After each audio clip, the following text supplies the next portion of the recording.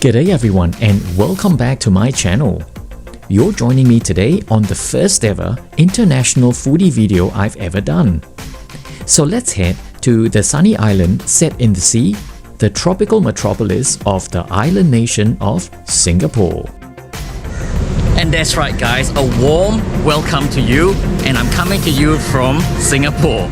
So this is day number 1 here in Singapore, and as usual when you come to Singapore you cannot just run away from food because it's bombarded in your face. Everywhere you turn there's always something to eat. So this is what I'm gonna do. I'll show you my journey through Singapore because this is a little unique because I'm looking at it from a perspective of someone who used to live here, an ex-Singaporean, so to speak. So this is what I'm gonna do. I'm just gonna eat my way through it, and I hope you enjoy your journey together with me. Come, let's do this.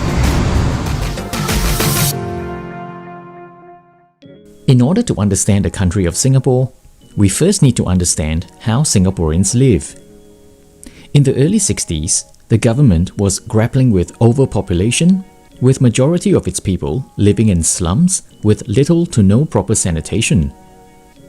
So there was a concerted push to build public housing flats in huge numbers to solve this issue.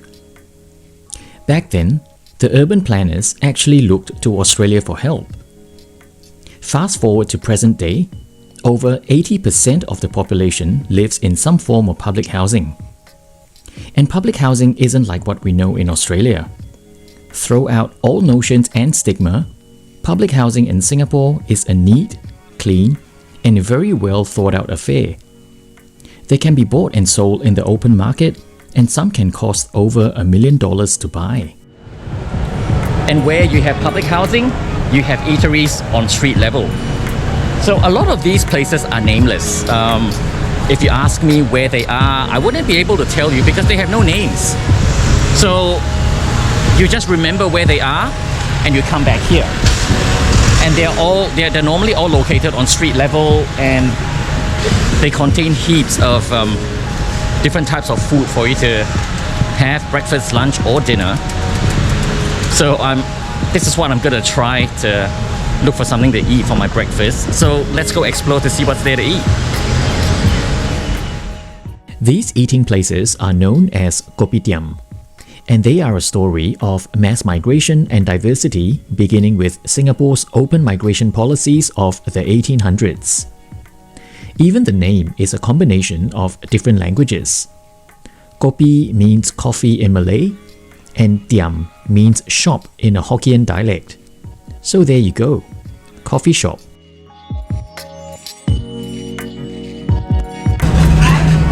给我那个套餐。这个2个鸡蛋还有面包的是吗？对。要喝什么水？我要北冰。北冰啊？鸡蛋如果要熟4分钟，不熟3分钟就可以了。哦，不熟。不熟3分钟就可以了。啊，不熟比较爽。对，我也太质量。Alright, when it comes to traditional, you can't get more traditional than this. We have eggs that's sitting in boiling water in here, and then we have toast. There are several so-called Singaporean Chinese restaurants in Australia that have tried to recreate this, but this is the real deal. When you come to a nameless coffee shop at the bottom of public housing, and this is what you can order from the drink store. I got myself some milk tea. Nice.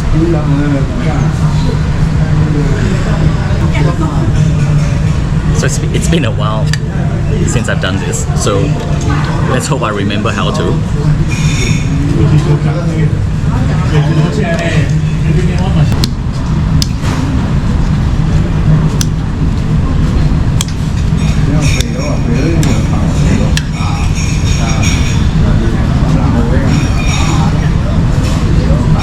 Perfect.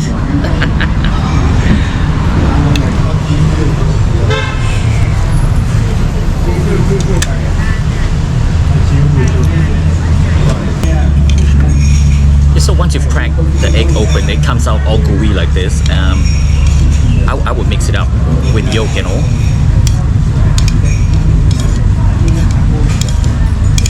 got to admit though, when I was growing up, I really hated this breakfast because my mom would force feed me to the point I was actually throwing up. So it took me a long time before I could actually hold this down when I ate it. But yeah, good source of protein. So we normally flavor it with a bit of soy, but not too much though, because it will become black if you put too much in it. So just a couple of drops. Couple of drops will do.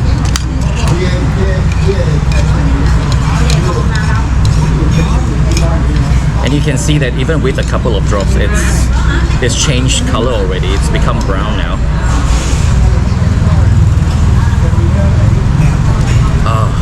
Yum.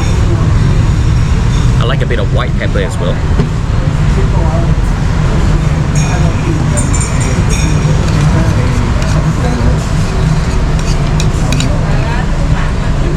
Now that this has been perfectly seasoned, just pop the whole thing in your mouth.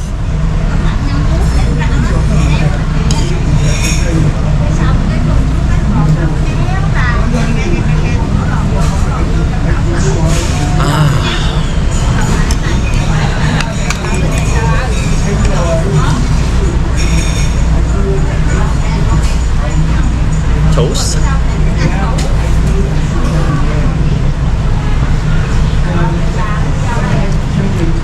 So this toast has a thick slab, a thick unhealthy slab of butter in there, and kaya. Kaya is a coconut and egg jam.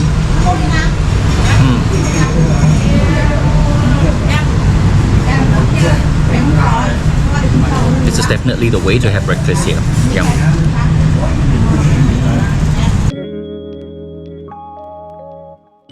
Food, the be-all and end-all of all existence in Singapore, which is why the foodie culture runs through everyone who lives here.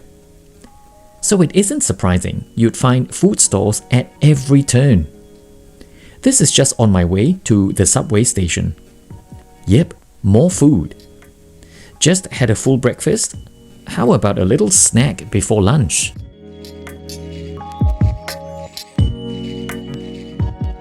Public transportation is an easy-peasy affair. Buses and trains take you to wherever you need to be. Taxis are also surprisingly reasonably priced, so you won't burn a hole in the pocket. But I recommend taking the train, as long as you avoid it during rush hour.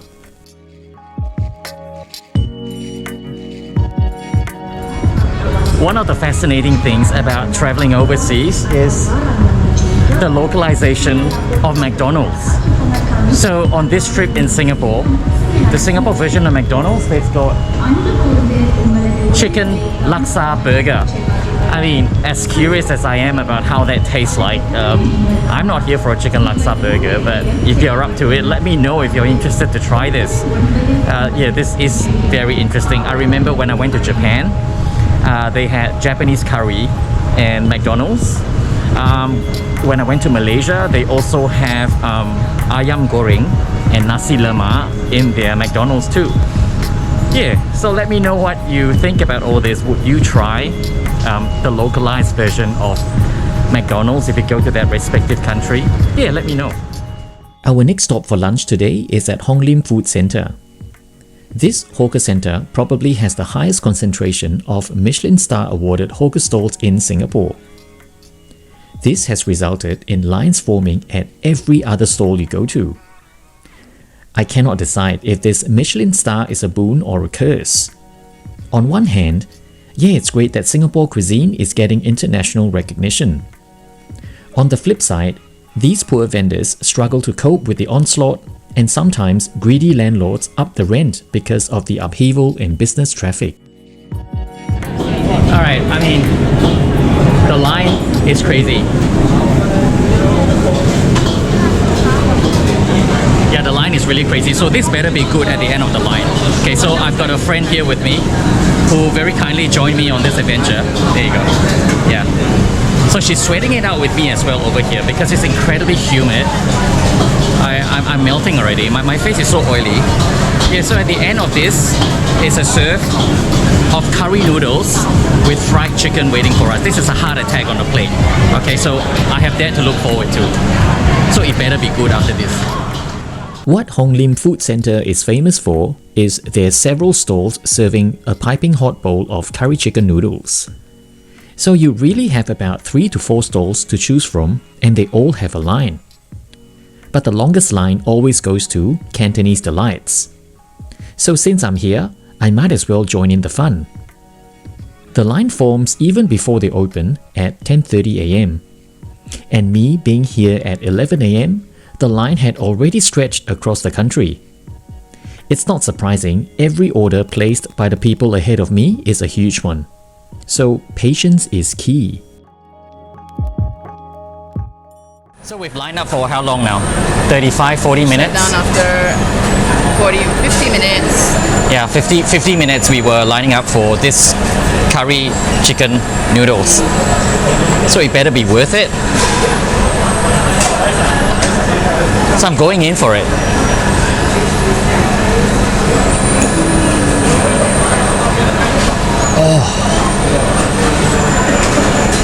Jiaozhan curry is very good.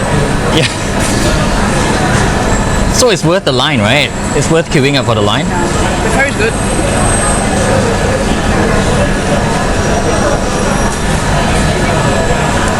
The curry gets a pass definitely. This is heart attack in a bowl. We have fried pieces of pork lard. Which was optional.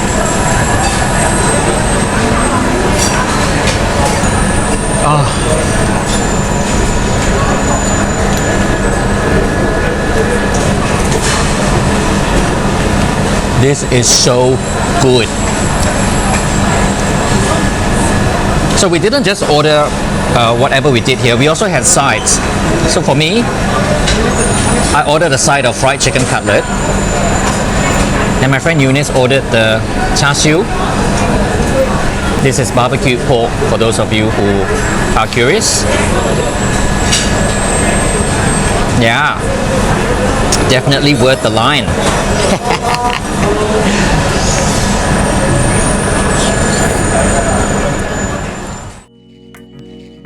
This curry was a bowl of heaven, and it was worth every single drop of sweat. Its incredibly thick, fragrant gravy easily coated the giant chicken pieces and potato in my bowl. The noodles soaked up all the flavors very well, and the thick coconut milk definitely went straight to my hips. Fried chicken cutlet on the side was also very crispy, and the batter lightly seasoned. But throw it all into the curry, that would be a match made in heaven. We also could help ourselves to crispy pork lard, which we happily piled into the curry before we left the stall. So, you cannot come to Hong Lim for this delicious bowl of liquid gold and be on a diet.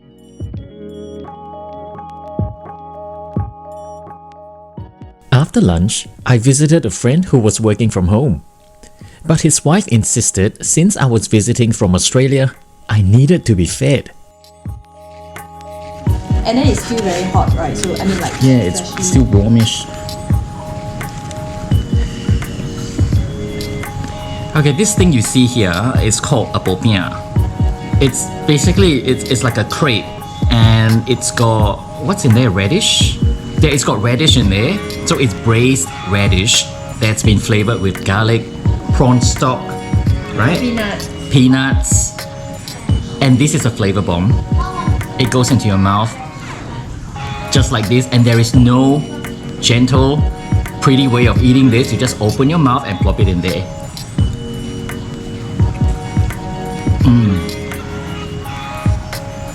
Remember this? It's called Popiah. I'm actually at my friend's place. I don't know where she bought it from, but yeah. There you go. And here they are. Just say hi. Hello. So after this, we're going to eat some more, okay? And I'll show you where I'm eating for dinner. Can't wait. See you guys later. Bye. I am meeting my brother, sister-in-law, and my niece. And they're all just standing there, looking at their own phones, not even realizing that I'm here. They don't even realize I'm here. And they're talking. Say what? This is my brother, my niece, and my sister-in-law, and we are all gonna go for Bak Kut Teh. Come, let's go eat. And so, we have ended up in Ah Sio, which is here. So this video is specifically for my friend Tim in Melbourne.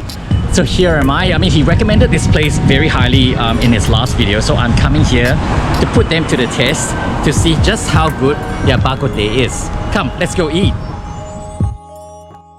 As it turns out, this isn't just Tim's favorite, it's also my brother's. Talk about coincidence. Why have I not been here before is still a mystery till this day.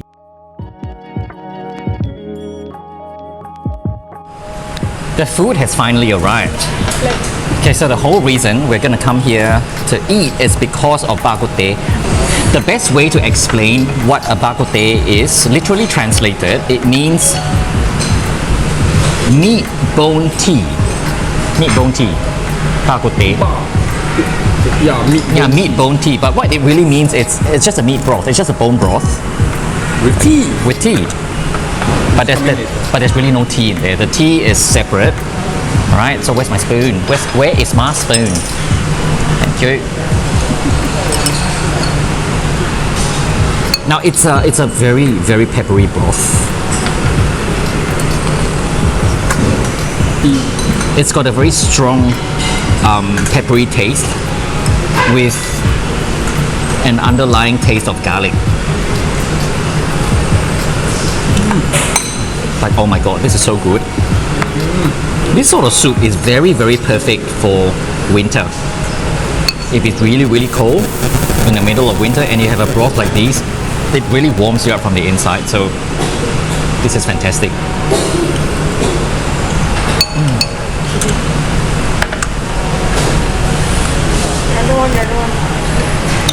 I could eat this all day, but we're just gonna have a taste and then we're going to go somewhere else to eat after this. Nice!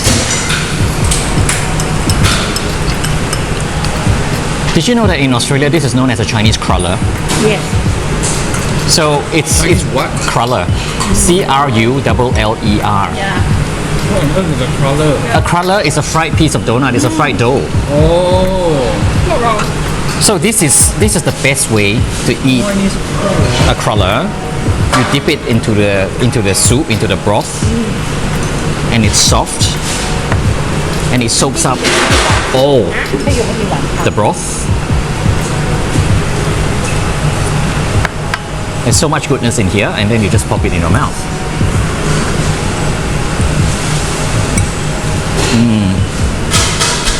So good. Okay, so this is where the tea portion of the Bak Kut Teh is from. This is actually a local Chinese tea roasted by a local tea merchant, one of the oldest merchants in Singapore. So typically this is what we will do as we are drinking and enjoying the pork broth. We are going to add a little bit of tea leaves into this tiny little pot.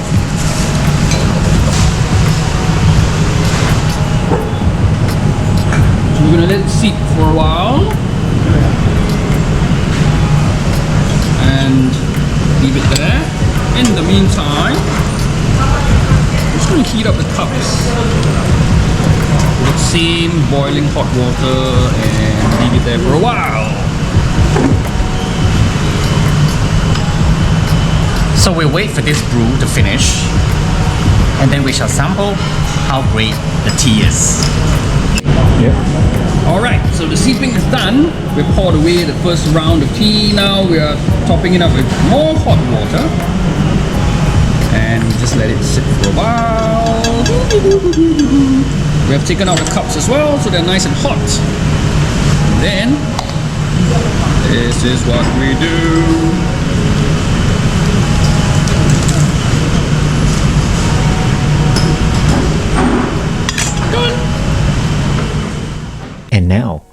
all that's left for us to do is to slowly savor the complex bitterness of this beautiful brew.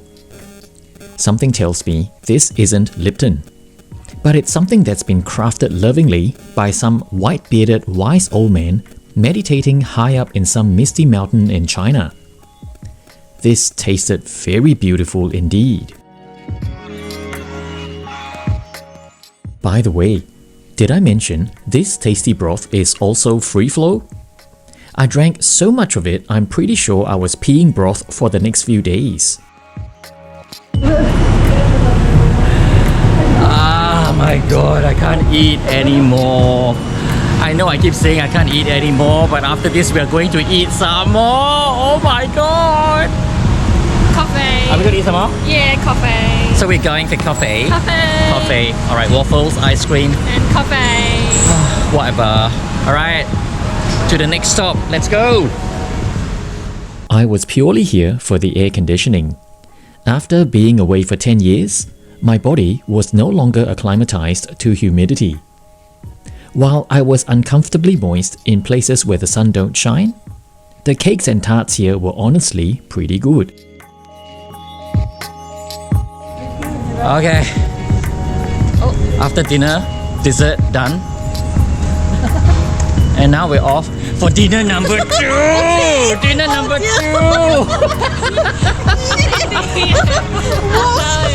Now I'm off for dinner number 2. This is where I say goodbye to everyone behind me. Yeah, so say goodbye to everyone behind me. Yeah. Okay, goodbye to them, and I'm off to dinner number 2. Oh my god, after that 20-minute walk, I am perspiring like you wouldn't believe. So we're here at the dim sum place. Yeah, you know when dim sum is concerned, unless it is specifically stated otherwise, everything, all the ingredients in there is assumed that everything has pork in it. So because it has pork, it cannot be halal. So the people who are, so the Muslims can't enjoy what a dim sum really is. So where we are going to tonight is actually a halal dim sum place. So let's go see. I've never had halal dim sum before. So let's go see what that is like. Let's do this. Halal certified dim sum or yum cha places only started popping up in the last decade or so. Singapore, being such a multicultural makeup of different races, there's also a very sizable Muslim population. So a halal yum cha joint is really a no-brainer. But without the pork, how will the dining experience be like? That's what we're here to find out. So the friends have finally arrived. And we have the first serve of siu mai. So this is chicken, right? Chicken. Yeah, it's got to be chicken siu mai. It's halal, so it's got to be chicken siu mai, not anything else. That was a stupid question. Of course, it's chicken. It's halal. So I'm gonna try because I've never had a chicken siu mai before. This is my first halal siu mai. After how many years ago?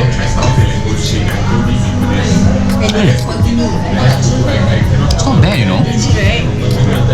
It's not bad. It actually tastes like pork. Yeah. It actually tastes like the real thing. But it's just that it's chicken. If you give this to me outside of this restaurant, I wouldn't know that this is made of chicken, but yeah, it tastes exactly the same. So I'm gonna try with the chili. I don't know why am I whispering, but nah, here you go with the chili.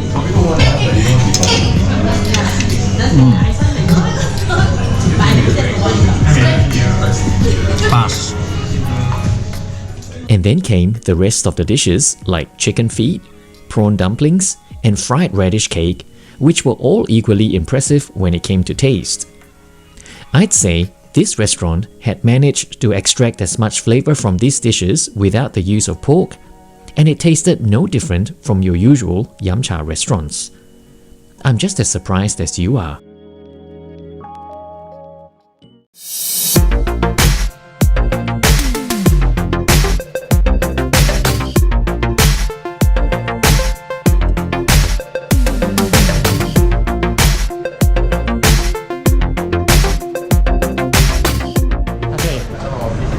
we're done with the halal dim sum. I gotta say, this is super legit though. I did not expect the taste to be so legit because you know that they're not using pork. But my god, this is a real deal. I mean, it tasted really good. Yeah, highly recommended. So come pay this place a visit when you can if you want to try something different in terms of dim sum. Yeah, come pay this place a visit. So apparently we are not done. But I will end this video here for today, and then I will see you tomorrow when I begin this video again, okay? Because after this, we're going for a drink, and then I'm going back to the hotel to shower and go to sleep so I can start afresh tomorrow. So I will see you tomorrow, okay? Yeah. Thanks for joining me in part 1 of this video. Don't forget to tune in next Thursday at 2 p.m. Adelaide time for part 2 as I continue to eat through this amazing foodie destination that's Singapore. Hit the subscribe button and bell icon so you'll get notified of the other episodes from this trip of mine. Giving me a like will also encourage me to keep producing these content. Until the next episode, take care, stay safe, and I'll see you around.